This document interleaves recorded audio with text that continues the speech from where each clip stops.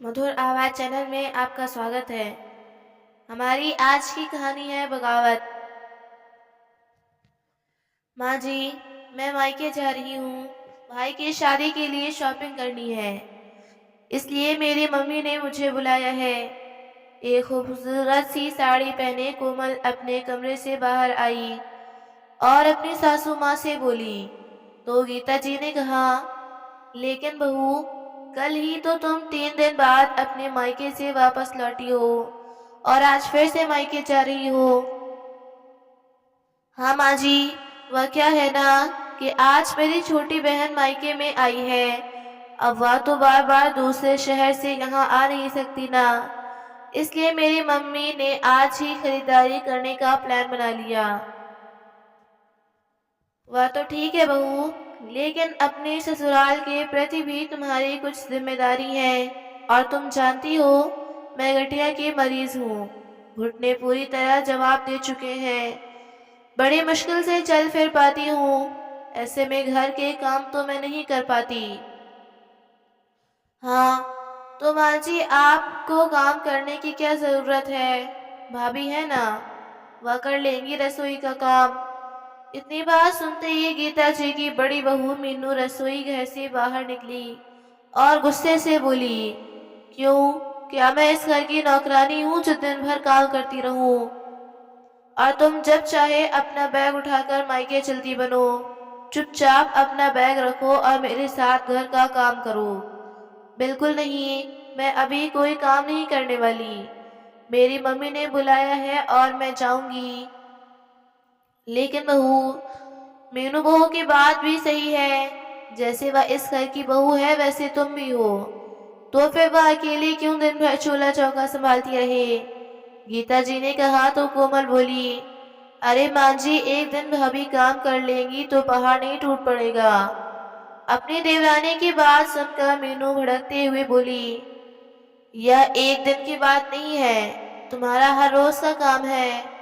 काम से बचने के लिए कोई ना कोई बहाना बनाकर तैयार होकर निकल जाती हो। अच्छा, तो इस बात की परेशानी है। अगर मैं अपने मायके चली जाती हूँ तो आपको जलन होती है। अब मेरे घर वाले बुलाएंगे तो मैं तो जरूर जाऊंगी। लेकिन कोमल बहू, घर के काम तो तुम्हें भी साथ देना होगा। गीता जी बोली तो कोमल चिल्लाने लगी, सारा काम तो करती हूँ घर का, और क्या जान दे दूँ अपनी? ये सुनकर बड़ी बहू मीनू बोली, तो ठीक है माँ जी, अब मैंने भी ठान ली है कि मैं अकेले घर का कोई काम नहीं करूंगी। ऐसा कहते हुए मीनू पैर पटकते हुए अपने कमरे में चली गई। ठीक है, मत करो, लेकिन मैं तो अपने मायके जरूर जाऊंगी, कहते हुए कोमल घर से बाहर निकल गई। गीता जी और जनक जी के दो बेटे थे, मनीष और दीपक। बड़े बेटे मनीष की पत्नी मीनू और छोटे बेटे दीपक की पत्नी कोमल थी। मनीष तो अपने पिता की किराने की दुकान संभालता था, जबकि दीपक की दुकान पर बैठने में कोई दिलचस्पी नहीं था। वह एक बीमा एजेंट था, लेकिन उसमें उसके कुछ खास कमाई नहीं थी, इसलिए सरकारी नौकरी के लिए उसने कोशिशें जारी थी। थोड़ी देर में गीता जी के पति जनक जी के घर अंदर आए और कुर्सी पर बैठते हुए बोले, गीता, आज तो बहुत थकावट हो गई। क्यों जी, क्या दीपक आज भी दुकान पर नहीं गया क्या? नहीं गीता, कहता है दुकान पर काम करना मुझे पसंद नहीं, इसलिए सरकारी नौकरी के लिए पेपर देना है। अब कौन समझाए इस लड़के को कि सरकारी नौकरी इतनी आसानी से नहीं मिलती, और फिर दुकान पर मनीष को भी उसकी जरूरत है। हे भगवान, इधर छोटे बेटे ने दुकान पर काम न करने की जिद ठान रखी है, तो उधर छोटी बहू है जो घर का कोई काम करने को तैयार नहीं। अच्छा गीता, बहुत तेज भूख लगी है, बहू से कहो खाना लगा दो। जनक जी ने कहा तो गीता जी खुद ही उठकर रसोई घर में जाने लगी। घुटनों में दर्द होने के कारण उन्हें चलने में तकलीफ हो रही थी। अरे भाग्यवान, बहू कहाँ है? उससे कह दो खाना लगाने के लिए। अजय, किसी ने खाना बनाया ही कहाँ है? आपकी छोटी बहू है जो हर रोज की तरह तैयार होकर मायके चली गई। अब उसकी देखा देखी बड़ी बहू ने भी काम करने से साफ मना कर दिया है। यह सुनकर जनक जी ने अपनी बड़ी बहू मीनू को आवाज दी। मीनू बाहर आई तो जनक जी बोले, बहू आखिर क्या चल रहा है? तुमने खाना बनाने से इनकार कर दिया। छोटी बहू तो नासमझ है, लेकिन तुम्हें तो समझदारी से काम लेना चाहिए ना। तो आप ही बताइए बाबूजी, यह सब कितने दिनों तक चलेगा? सारा काम मैं ही रसोई घर का करूं। आपकी छोटी बहू के हाथों में क्या मेहंदी लगी है? और तो और वहाँ दुकान पर भी दिन भर मेरे पति काम करते हैं और मेहनत करके घर चलाते हैं। क्यों देवर जी का फर्ज नहीं बनता कि घर के खर्चे में सहयोग दें? हम दोनों पति पत्नी ही नौकरी की तरह काम में जुटे रहें। बात तो तुम्हारी ठीक है बहू, मैं इस बारे में उन दोनों से बात करूंगा। लेकिन फिलहाल तो खाना पकाओ, मुझे बहुत तेज भूख लगी है और दुकान पर मनीष के लिए भी टिफिन लेकर जाना है। जनक जी ने कहा तो मीनू स्पष्ट शब्दों में बोली, तो ठीक है, मैं भी तभी काम करूंगी जब इस समस्या का कोई हल निकलेगा। उससे पहले तो मैं भी किसी काम को हाथ नहीं लगाने वाली। इतना कहते हुए वह अपने कमरे में चली गई। बड़ी बहू के ये तेवर देखकर जनक जी और गीता जी हैरान रह गए। गीता जी ने बड़ी मुश्किल से सबके लिए खाना बनाया, परंतु अब जब जनक को चुप रहना उचित नहीं लगा। शाम होने तक उनके छोटा बेटा बहू दीपक और कोमल भी घर पहुंच चुके थे और बड़ा बेटा भी मनीष दुकान से आ गया था। जी पिताजी, बुलाया आपने? दोनों बेटे अपने पिता के पास बैठते हुए बोले तो जनक जी ने कहा, बेटा दीपक, अब तुम्हें भी अपनी जिम्मेदारी समझनी चाहिए। क्या मतलब पिताजी? मेरा मतलब यह है कि तुम्हारा बड़ा भाई आखिर कब तक का खर्च चलाएगा? मैं सोच रहा हूँ कि अब बंटवारा कर देना ही ठीक होगा, ताकि रोज रोज का लड़ाई झगड़ा खत्म हो जाए। तभी मनीष बोला, लेकिन पिताजी, मुझे नहीं लगता कि बंटवारा करने का समस्या से हल हो जाएगा। मुझे तो लगता है अगर घर के सभी लोग अपनी ड्यूटी समझें और मिलजुल कर काम करें तो सब कुछ ठीक हो जाएगा। तभी पास बैठी गीता जी बोली, अरे बेटा, अगर सभी लोग अपनी जिम्मेदारी समझते तो कोई परेशानी ही नहीं थी। लेकिन इस घर में तो हर कोई अपनी मर्जी का मालिक है, और फिर तू भी कब तक अपने छोटे भाई के परिवार को पालेगा? इतनी बात सुनते ही वहीं पास में खड़ी उनकी छोटी बहू कोमल बोली, क्यों माँ जी, ऐसा क्या कर दिया है उन्होंने हमारे लिए? हम तो अपना कमाते हैं और खाते हैं, फिर भी दिन भर ताने सुनते हैं। मैं तो कहती हूँ कि हर 2 दिन कर दो घर का बंटवारा, रोज रोज से गले से छुटकारा तो मिलेगा। तभी बड़ी बहू मीनू गुस्से से बोली, हाँ हाँ, मुझे सब पता है। तुम तो यही सोचकर घर का बंटवारा करने को तैयार हो कि तुम्हें माँ बाबूजी की जिम्मेदारी न उठानी पड़े और उनका सारा बोझ मैं ही उठाऊं। लेकिन अब मैंने भी तय कर लिया है कि अब मैं उनका कोई काम नहीं करने वाली। बहुत दिन कर लिया। तो छोटी बहू कोमल तबाक से बोली, मैंने भी ठेका नहीं ले रखा है इन लोगों का। देवरानी जेठानी में बहस छिड़ गई।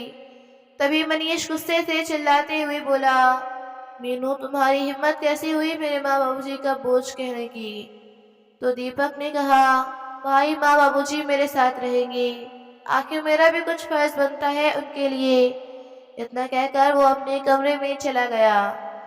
तभी कोमल उसके पीछे पीछे पैर पटकते हुए आई और गुस्से से बोली, मेरी एक बात कान खोल कर सुन लो, मैं आपके माँ बाबूजी को हरगिज नहीं रखूंगी। देखो कोमल, वह मेरे माता पिता हैं जिन्होंने मुझे जन्म दिया है, तो आप क्या बुढ़ापे में भी उन्हें यूं छोड़ दूंगा? वह सब मैं नहीं जानती, मैं तो सिर्फ तुम्हारे साथ रह सकती हूँ। बाकी इस घर में कोई रहे या ना रहे, कोई मरे या जिए, मुझे किसी से कोई मतलब नहीं है। कोमल, तो अपने हाथ पार कर रही हो, अब इस बारे में कोई और बहस नहीं होगी। मेरी बात तुम्हें मानती ही कहाँ हो? जी नहीं, मैं भी कह चुकी हूँ कि मैं तुम्हारे माँ बाप के साथ एक पल भी नहीं रहूंगी। इतनी बात सुनते ही दीपक ने कोमल के मुंह पर एक झन्नाटेदार तमाचा घसीट कर दिया। गाल पर पड़े तमाचे से कोमल हैरान रह गई और फिर आग उगलती नजरों से अपने पति की ओर देखते हुए बोली, अपने माँ बाप के लिए तुमने मुझ पर हाथ उठाया, यह तुमने अच्छा नहीं किया। अब तो मैं तुम्हें देख लूंगी। करीब 1 घंटे बाद कोमल अपने मायके पहुंच गई। माँ बाबूजी, रोते हुए कोमल ने आवाज लगाई तो उसके माता पिता कमरे से बाहर निकल कर आए। देखा तो आंगन में ही खड़ी उनकी बेटी रो रही थी। अरे कोमल बेटी, तू इस वक्त यहाँ, सब कुछ ठीक तो है ना? तो कोमल बोली, माँ यह मेरा रिश्ता कैसे घर में कर दिया है? लेकिन बेटी क्या हुआ है, बता तो, कोमल के पिता ने पूछा। क्या बताऊं पिताजी, सारा दिन उस घर में काम कर करके मैं अपनी हड्डियां गला रही हूँ। फिर भी मेरे ससुराल वाले मुझे आए दिन बातें सुनाते रहते हैं, एक भी मौका नहीं छोड़ते ताने कसने का। और तो और मेरा पति कहता है कि अगर इस घर में रहना है तो सारा दिन सास ससुर की सेवा करनी पड़ेगी। यह इतना सुनकर उसकी माँ बोली, क्या मेरी बेटी उस घर की नौकरानी बनकर रहे उन लोगों की? फिर रोते हुए कोमल बोली, अब आप ही बताओ, मैं क्या दिन भर काम करूं या अपने सास ससुर के पांव दबाऊं? और जब मैं काम करने से मना कर दिया तो आपके दामाद ने मेरे साथ मारपीट की और धक्के देकर मुझे घर से बाहर निकाल दिया। इतनी बात सुनकर कोमल के माता पिता का चेहरा गुस्से से लाल हो गया। तभी उसके पिता बोले, उनकी इतनी हिम्मत! तो उसकी माँ ने कहा, बेटी, उनकी हिम्मत तो तुमने ही बढ़ाई है जो हमेशा उनके जुल्म सहन किए और कभी उनके आगे ऊंची आवाज में बात भी नहीं की। तो कोमल ने कहा, लेकिन माँ, सहन ना करती तो और क्या करती? मैं तो यही सोचती थी कि किसी तरह मेरा घर बस जाए। लेकिन तो कोमल की माँ ने कहा, शादी से पहले वह लोग कहते थे कि हम अपनी बहू को बेटी की तरह रखेंगे और आज वही लोग मारपीट पर उतर आए हैं। लेकिन बेटी तू चिंता मत कर, बहुत दुख तकलीफ झेल लिए तूने। अब तू अपने माँ बाप के घर पर है, उन लोगों को तो अब हम देख लेंगे। उधर कोमल के घर छोड़कर जाने की बात जैसे ही घर वालों को पता चली तो सब परेशान हो गए। फिर मनीष बोला, क्या जरूरत थी तुम्हें अपनी पत्नी पर हाथ उठाने की? तो मैं और क्या करता भाई, उसने तो साफ साफ कह दिया कि वो मेरे माँ बाबूजी के साथ हरगिज नहीं रहेगी। भाई, उसकी बदतमीजी मैं आज तक बर्दाश्त करता आया था, कभी उसे कुछ नहीं कहा। लेकिन आज उसने माँ बाबूजी के बारे में जो कुछ भी कहा मैं बर्दाश्त नहीं कर सका। यह सुनकर जनक जी बोले, यह तुमने ठीक नहीं किया बेटा। अब जाओ और कोमल को मनाकर वापस घर लेकर आओ। नहीं बाबूजी, मैं उसे मनाने वाला हरगिज नहीं जाऊंगा। वहां मुझे नहीं जाना है, मुझे कोई फर्क नहीं पड़ता। इतना कहकर दीपक वहां से चला गया। परंतु जनक जी अपने बेटे का घर उजड़ते हुए नहीं देख सकते थे, इसलिए हार कर उन्होंने ही वहां जाने का फैसला किया। अब जब वे अगले दिन कोमल के मायके पहुंचे तो उन्हें सामने देखकर कोमल के पिता की त्योरियां चढ़ गईं। जनक जी ने अपने बेटे के व्यवहार के लिए हाथ जोड़कर माफी मांगी तो कोमल के पिता ऊंची आवाज में बोले, अच्छा, पहले तो मेरी बेटी पर जुल्म किए और अब माफी मांगने चले आए। मैं अपने बेटे को उस वापस नर्क में नहीं भेज सकता। जिस मुंह से आए हैं उसी मुंह से अभी के अभी वापस चले जाइए। ऐसा मत कीजिए समधी जी, जात बिरादरी में हमारी क्या इज्जत रह जाएगी। जनक जी ने कहा तो कोमल की माँ बोली, इसके बारे में तो सब सोचना चाहिए था ना, जब आपके बेटे ने हमारी बेटी पर हाथ उठाया था, उसके साथ मारपीट की थी। अच्छा बहन जी, कोमल ने आपको यह तो बता दिया कि दीपक ने उस पर हाथ उठाया, लेकिन यह नहीं बताया कि आखिर उसने ऐसा क्यों किया। कसूर तो आपकी बेटी का भी था ना। यह बात सुनकर कोमल मगरमच्छ के आंसू बहाते हुए बोली, देख लीजिए पिताजी, इतना सब कुछ हो जाने के बाद भी यह लोग मुझे ही गलत ठहराएंगे। अब तो इन लोगों के साथ मारपीट उन्होंने की मेरे साथ, मुझे जान से मार भी ने पीछे नहीं हटेंगे। आप चुपचाप यहाँ से वापस चले जाइए, अब तो आपसे कोर्ट में ही मुलाकात होगी।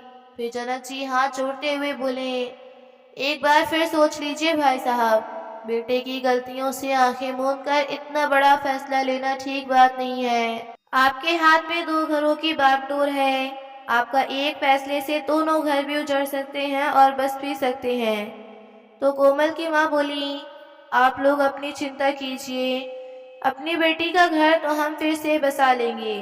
और हाँ, हमारी बेटी के साथ अपना जो मारपीट की है ना, उसका बदला तो हम लेकर रहेंगे। अब चलते बनिए यहाँ से। अपना समूह लेकर जनक जी वापस घर लौट आए तो गीता जी बोली, क्या हुआ जी, बहू को अपने साथ लेकर नहीं आए क्या? नहीं गीता, उन्होंने तो साफ मना कर दिया। मैंने तो उनके आगे हाथ भी जोड़े, माफी भी मांगी, लेकिन ना तो कोमल वापस आने को तैयार है और ना ही उसके माँ बाप भी उसे भेजने को। और अब तो कोर्ट केस करने की धमकी दे रहे हैं। क्या कोर्ट केस?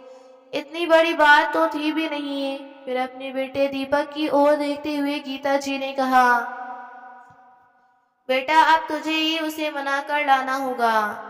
माँ, इतनी चिंता करने की कोई ज़रूरत नहीं है। कोमल को उसके मायके में ही रहने दो। जो मेरे माँ बाप को अपने पास नहीं रख सकती, मुझे ऐसी पत्नी को कोई ज़रूरत नहीं है। और जहाँ तक की रही केस करने की बात, तो उन्हें जो करना है वह कर लें। देख बेटा, इसी तरह अहंकार में घर उजड़ जाते हैं। इसलिए तुझे समझा रही हैं कि बात को बड़ा करने की बजाय उसे सुलझाने में ही समझदारी है। अरे माँ, बात तो बढ़ चुकी है, अब जो होगा देखा जाएगा। कहते हुए दीपक वहां से चला गया। पीछे खड़ी बड़ी बहू मीनू यह सारी बातें सुन रही थी। अभी एक दिन ही बीता होगा, दोपहर को जब मनीष दुकान से घर खाना खाने के लिए आया तो अपनी माँ को कपड़े धोते देख हैरान रह गया। वह समझ गया था कि माजरा क्या है। तेज कदमों से चलकर वह अपने कमरे में गया और ऊंची आवाज में बोला, मीनू यह सब क्या चल रहा है? क्यों, आखिर ऐसा क्या कर दिया मैंने? मीनू ने पूछा तो मनीष बोला, अब माँ बाबूजी के दो जोड़े कपड़े धोने का छोटा सा काम भी तुम्हें भारी लगने लगा। अच्छा, तो मैं कब तक अकेले घर का सारा काम करती रहूं? ये आपके छोटा सा काम लगता होगा, मुझे नहीं। मालूम भी है दिन भर घर में कितना काम होता है। माँ महारानी तो ठाठ से मायके में जाकर बैठ गई हैं। मैं अकेली क्यों घर के काम में पिसती रहूं? देखो मीनू, यह तुम ठीक नहीं कर रही हो। मनीष ने गुस्से से कहा तो मीनू चिल्लाते हुए बोली, मुझे पता है क्या ठीक है और क्या गलत। अब से मैं सिर्फ अपना ही काम करूंगी, ना तो किसी और के लिए खाना बनाऊंगी, ना ही बाकी का कोई काम करूंगी। ऐसा कहकर वह पैर भटकते हुए रसोई घर में चली गई। इधर कोमल के मायके में उसके पिता उसके पास आए और बोले, बेटी, दीपक का कोई फोन आया? नहीं पिताजी, वह क्यों करेंगे मुझे फोन? मुसीबत की असली जड़ तो वही है। कोमल बोली तो उसके पिता ने कहा, कोई बात नहीं बेटी, तू चिंता मत कर, अभी अभी वकील से मिलकर आ रहा हूँ। तेरे ससुराल वालों पर दहेज का केस डाल दिया है। लेकिन पिताजी, दहेज की तो कोई बात ही नहीं हुई।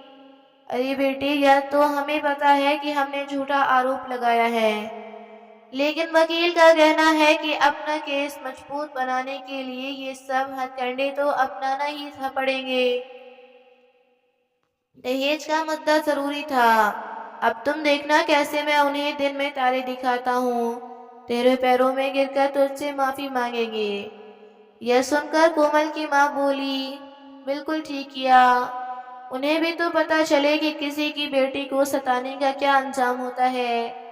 जेल में चक्की पीसनी पड़ेगी, ना तो अकल ठिकाने आ जाएगी। अच्छा बेटी, तुम आराम करो, चिंता करने की बिल्कुल जरूरत नहीं है। इतना कहकर कोमल के पिता कमरे से बाहर आ गए। इधर कोमल के ससुराल में उसकी जेठानी मीनू भी अपना खाना अलग बनाने लगी थी।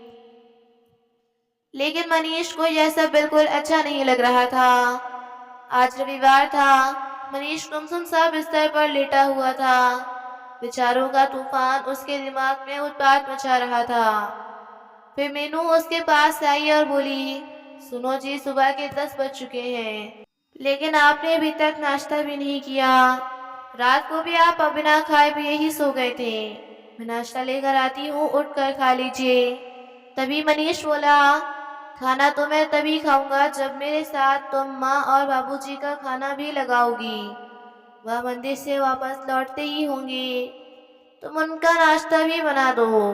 इस पर मीनू गुस्से से बोली, अच्छा तो अभी तक उसी बात को पकड़ कर बैठे हैं, लेकिन मेरी भी जिद है कि अब मैं उनका खाना नहीं बनाऊंगी तो नहीं बनाऊंगी।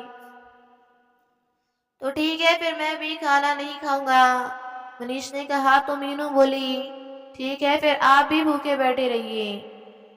तो तुमसे खाना मांगा भी किसने था? चली जाओ यहाँ से, मुझे अकेला छोड़ दो।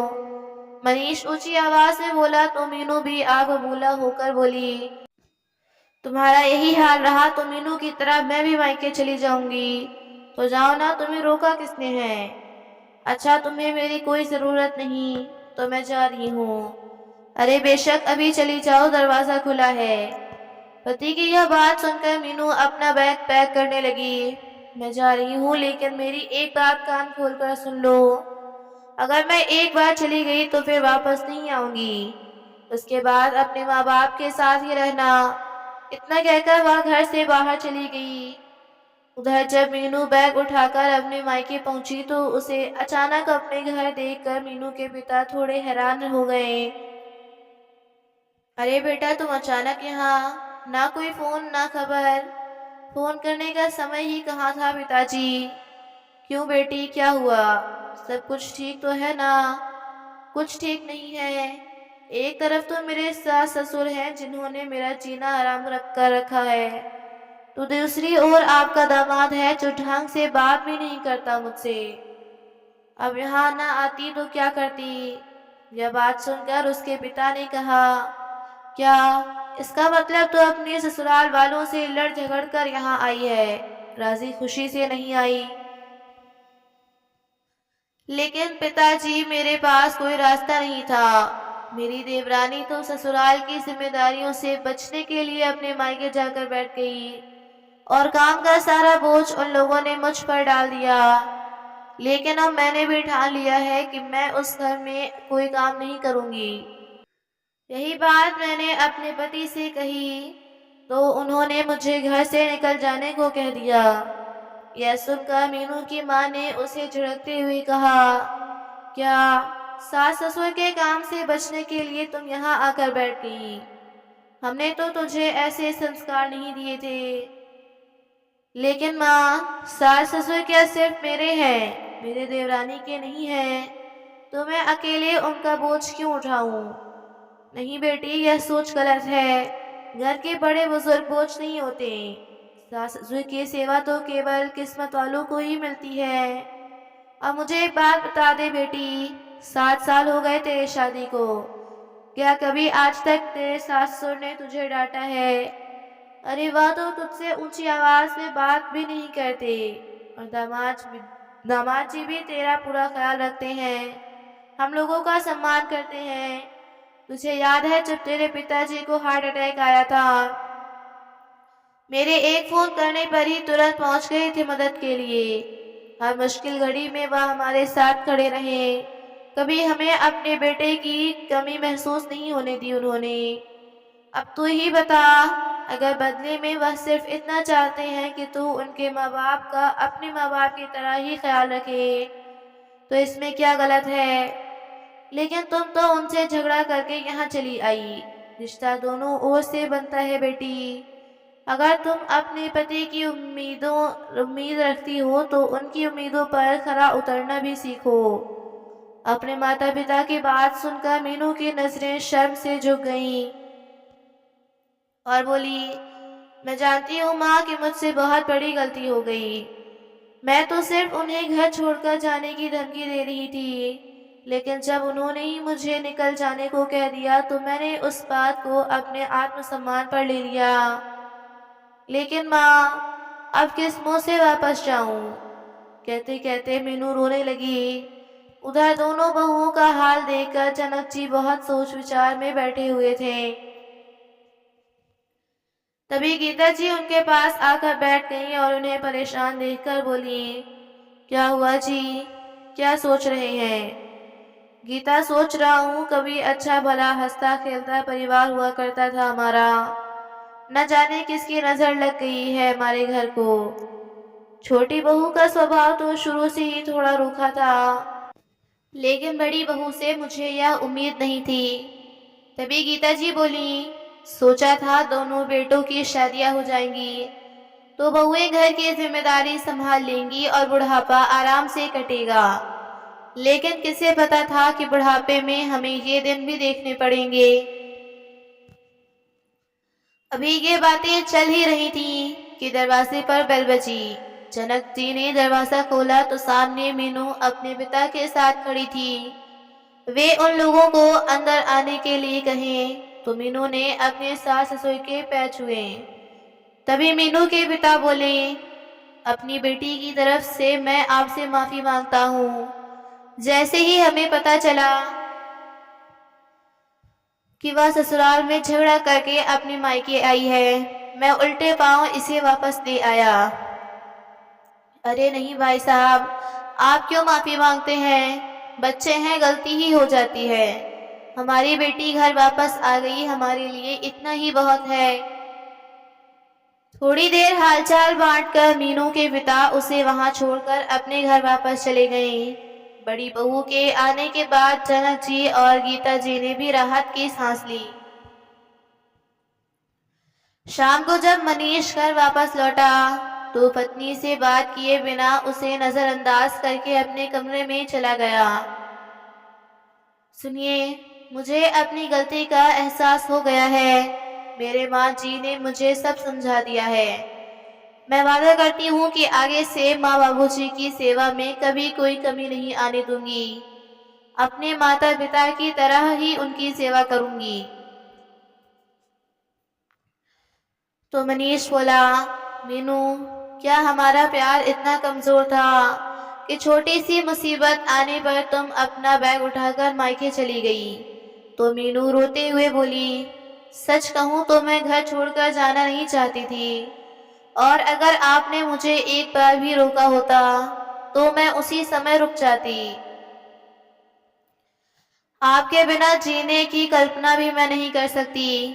वादा करती हूँ आगे से ऐसी गलती कभी नहीं करूंगी।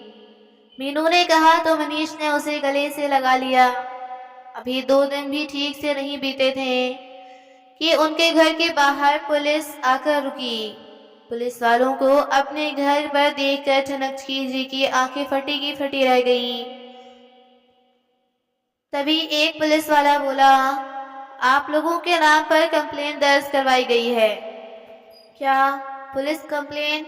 और हमारे नाम पर हमने ऐसा क्या कर दिया जो हमारे नाम पर पुलिस कंप्लेंट है? एक तो आप अपनी बहू से दहेज मांगते हैं, ऊपर से उसके साथ मारपीट करते हैं। तंग होकर उसके पिता ने आपके खिलाफ शिकायत दर्ज करवा दी। ऐसे कैसे दहेज मांगने का आरोप लगा दिया हम पर?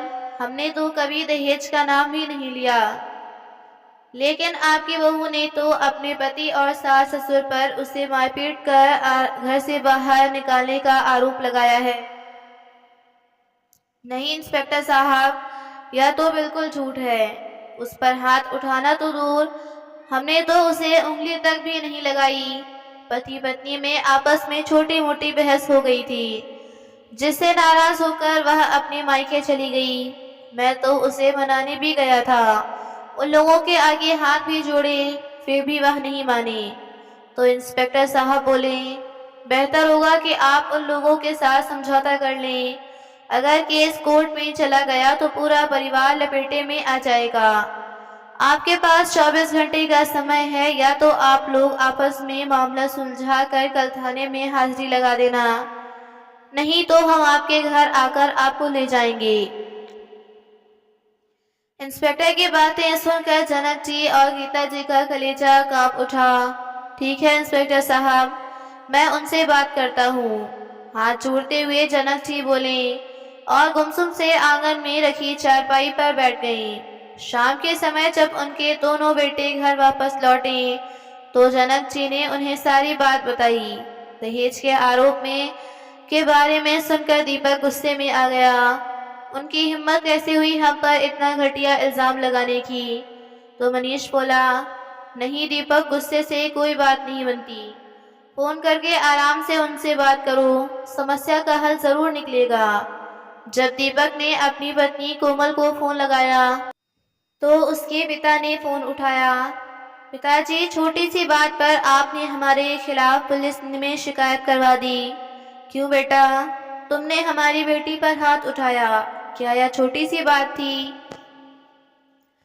पिताजी, गुस्से में मुझे वह गलती हो गई, लेकिन आपने तो मेरे माँ बाबूजी पर भी दहेज लेने का झूठा आरोप लगा दिया।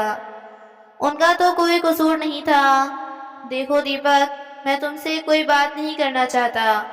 अब तो तुमसे कोर्ट में ही मुलाकात होगी। उसके ससुर जी बोले तो दीपक गुस्से से बोला, ठीक है, फिर जाने दो मामला कोर्ट में। झूठे आरोपों के बल पर कोई केस नहीं जीत सकता। इतना कहकर दीपक ने फोन काट दिया और अपना सिर पकड़कर बैठ गया। तो मनीष बोला, चिंता करने की कोई जरूरत नहीं है, मैं एक अच्छे से वकील को जानता हूँ। थोड़ी देर में मनीष वकील से मिलने चला गया। कोर्ट की कार्रवाई चलने लगी। घर के सभी लोग हर पल इसी चिंता में रहते हैं कि आखिर इस सब का नतीजा क्या निकलेगा। देखते ही देखते कई महीने बीत गए। एक शाम को जब मनीष और जनक जी कोर्ट की कार्रवाई के बाद घर लौटे तो उन्हें पानी देते हुए मीनू बोली, क्या कहा वकील ने? कब तक चलेगा यह कोर्ट? तो मनीष मुस्कुराते हुए बोला, भगवान ने हमारी सुन ली, हम केस जीत गए हैं। यह सुन के घर के सभी लोगों के चेहरे पर खुशी आ गई। भगवान के घर देर है अंधेर नहीं। फिर दीपक बोला, अरे माँ, एक नहीं दो दो खुशखबरी है, मुझे सरकारी नौकरी भी मिल गई। यह सुनकर माता पिता की खुशी का ठिकाना न रहा। घर में तो जैसे उत्सव का माहौल ही बन चुका था। 2-3 दिन बीते तो गीता जी अपने पति से बोली, मुझे लगता है कि अब हमें दीपक के लिए कोई अच्छा सा रिश्ता देख लेना चाहिए। यह सुनकर जनक जी हैरान सी से बोले, अरे यह तुम कैसी बातें कर रही हो गीता? देखिए जी, उन्होंने तो तलाक के कागज भी भेज दिए हैं। जब तलाक ही होना है तो फिर रिश्ता देखने में क्या हर्ज है? ठीक है, लेकिन कोई फैसला लेने से पहले एक बार दीपक से बात कर लो। उधर केस हार जाने के बाद कोमल के मायके में जैसे मातम सा छाया हुआ था। इस दौरान कोमल के भाई की शादी भी हो चुकी थी। अब कोमल अपनी भाभी की आंखों में भी खटकने लगी थी। चिंता में डूबे कोमल के पिता अपनी पत्नी से बोले, अरे भाग्यवान, इन वकीलों के चक्कर में तो हमारा बड़ा नुकसान हो गया और उधर उन लोगों के तो भाग खुल गए। अब तो दीपक की भी सरकारी नौकरी लग गई है। यह सुनकर कोमल की माँ हैरान रह गई। उन्हें तो जैसे काटो तो खून नहीं। सरकारी नौकरी? कहाँ हम सोचते थे कि उन्हें जेल की हवा खिलाएंगे और कहाँ सब कुछ हम पर ही उल्टा पड़ गया। तभी कोमल वहां आकर बैठी तो उसकी माँ बोली, खैर जो होना था सो हो गया, आप कोमल के लिए कहीं और रिश्ता देखिए। समय रहते कोई अच्छा सा लड़का देखकर इसके हाथ पीले कर देते हैं। तभी कोमल बोली, यह क्या कह रही हो माँ? क्या जरूरत है कहीं रिश्ता देखने की? अगर वह लोग भी ऐसे ही निकले तो मुझे नहीं करनी दोबारा शादी। तो उसके पिता बोले, बेटी तुमने अपने हाथों से तलाक के कागजों पर दस्तखत किए हैं, अब कितने दिन तुम्हें घर पर बिठा कर रखेंगे हम? शादी तो तुम्हें करनी ही होगी, नहीं तो आस पड़ोस और रिश्तेदार की बातें सुननी पड़ेगी हमें। 100 तरह की बातें पूछते हैं। तो कोमल गुस्से से बोली, अच्छा पिताजी, अब आपको रिश्तेदारों का ख्याल आ रहा है। और जब मैं अपना ससुराल छोड़कर यहाँ आई थी तब आपने मुझे कहा था बेटी यह तुम्हारा ही घर है, तुम आराम से रहो, कोई चिंता करने की ज़रूरत नहीं है। तो अब क्या हो गया? अरे बेटी, हमने कब कहा यह घर तुम्हारा नहीं है, लेकिन हमें भी समझने की कोशिश करो। उसकी माँ ने उसे समझाते हुए कहा तो कोमल बोली, मैं सब जानती हूँ माँ, आपकी बहू के आ जाने के बाद मैं आपको बोझ लगने लगी हूँ। तो उसकी माँ बोली, ऐसी बात नहीं है बेटी, लेकिन शादी तो तुम्हें करनी पड़ेगी, इसके अलावा कोई और रास्ता भी नहीं है। तो कोमल नजरें झुकाकर हिचकिचाते हुए बोली, एक रास्ता है माँ, आप लोग जाकर मेरे ससुराल वालों से बात कर लो और माफी मांग लो। बेटे की यह बात सुनकर कोमल के पिता गुस्से से भड़कते हुए बोले, अच्छा, जब वह यहाँ तुझे लेने के लिए आए थे तब तो तुमने जाने से साफ इनकार कर दिया। तेरे ससुर तो हमारे आगे हाथ जोड़ रहे, लेकिन तुम्हारी बातों में आकर उन्हें मैंने कितनी खरी खोटी सुना दी, घर से बेइज्जत करके निकाल दिया, और अब जाकर मैं उनसे माफी मांगू। तो पिताजी, जो गलती हो गई सो हो गई, लेकिन अपनी बेटी के लिए आप वहां जाकर माफी तो मांग ही सकते हैं ना। तो कोमल की माँ बोली, बात तो ठीक है, अगर हमारे झुक जाने से हमारी बेटी का घर बस जाता है तो इससे अच्छी बात और क्या हो सकती है। और वैसे भी इतनी बड़ी बात तो थी भी नहीं, दीपक ने सिर्फ इतना ही तो कहा था कि बहू होने के नाते इसे अपने सास ससुर की सेवा करनी पड़ेगी। तो कोमल बोली, हाँ पिताजी, मैं उनकी खूब अच्छी सेवा करूंगी, आपको कभी शिकायत का मौका नहीं आने दूंगी। यह सुनकर कोमल के पिता बोले, हमारी बेटी ने तो बचपना दिखाया ही था, उसकी बातों में आकर हम भी मूर्खता कर बैठे। जब उसके ससुराल से ससुर लेने आए थे तो उसी समय उसे भेज देना हमारी भलाई थी। अगले ही दिन कोमल और उसके माता पिता जनक जी के घर पहुंच गए और कोमल रोते हुए अपने सास ससुर के पैरों में गिरकर माफी मांगने लगी। तो जनक जी व्यंग्य कसते हुए बोले, लेकिन बेटी, तुम्हारी क्या गलती है? गलत तो हम थे जो तुम्हारे साथ आए दिन मारपीट करते थे, तुमसे दहेज मांगते थे, और तो और उस घर से धक्का मार के भी तुम्हें निकाला था। क्यों भाई साहब, यही बताया था ना आपने पुलिस को? तो कोमल के पिता बोले, नहीं समझी दी, ऐसी बात कहकर हमें शर्मिंदा मत कीजिए, गलती तो हमसे हुई है, बहुत बड़ी गलती हुई है। तो गीता जी हाथ जोड़कर बोली, देखिए भाई साहब, पहले ही आप लोगों के कारण हमने बहुत परेशानी उठाई है, न जाने कितनी रातें हमने जागते हुए बिता दी, कोर्ट केस के कारण हमारी बेइज्जती हुई सो अलग, और क्या कुछ नहीं सुनाया आप लोगों ने हमें। अब जब हमारे बेटे की सरकारी नौकरी की खबर मिली तो चले आए हमसे माफी मांगने। जब यह बातें चल रही थी उसी समय दीपक घर के अंदर आया और अपने सामने कोमल को देखकर अपना आपा खो बैठा। हमारे साथ इतना कुछ करने के बाद तुम्हारी हिम्मत भी कैसी हुई यहाँ आने की? ऊंची आवाज में दीपक बोला। यह सुनकर कोमल के पिता हाथ जोड़कर बोले, मैं जानता हूँ बेटा, तुम्हारा गुस्सा जायज है, लेकिन हो सके तो हमें माफ कर दो। देखिए भाई साहब, आपकी बेटी ने जो कुछ भी किया नादानी बश किया, लेकिन उसका साथ देकर आप दोनों ने उसकी बसी बसाई गृहस्थी को उजाड़ कर रख दिया। बच्चे गलती करते हैं तो माँ बाप को उन्हें समझाना चाहिए, उनका साथ देकर उन्हें और बड़ी गलती करने के लिए उकसाना नहीं चाहिए। खैर, अब तो हम लोगों के रिश्ते में ऐसी गांठ पड़ चुकी है जिसे खोलना संभव नहीं है, और वैसे भी हमने दीपक का रिश्ता कहीं और तय कर दिया है, इसलिए बेहतर होगा कि आप हमें माफ कीजिए और यहाँ से चले जाइए। इस पर कोमल उनके पैर पकड़ते हुए बोली, पिताजी, माँ जी, मुझे सिर्फ एक मौका दे दीजिए, आखिरी बार मुझे माफ कर दो, मैं कभी आपको शिकायत का मौका नहीं दूंगी।